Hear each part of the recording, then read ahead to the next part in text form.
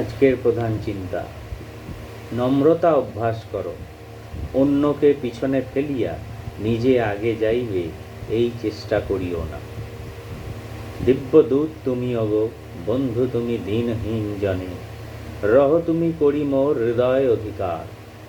ধনী যদি হই আমি অথবা অভাবে কাতর, ঐশ্বর্য মণ্ডিত বা দগ্ধ ব্যথাতুর, রাখো মোরে অন্ধকারে অথবা আলোকে, শুধু চাহি আমি রহিবে গো তুমি, হৃদয়ে আমার হয়ে মোর বন্ধু সখা দেখাইবে পথ।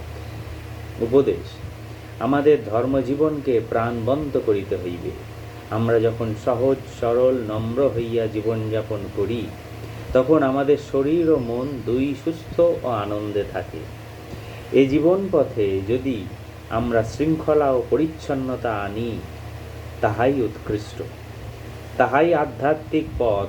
কেবল সংগ্রাম করিয়া দেহ মনকে কষ্ট দিয়া অথবা দাম্ভিক বা উদ্ধত হইয়া আমরা সত্য পথে অগ্রসর হইতে পারি না। যাহারা বিনম্র, যাহাদের আত্মনিবেদিত জীবন, তাহারাই সত্য পথে চলিয়াছে।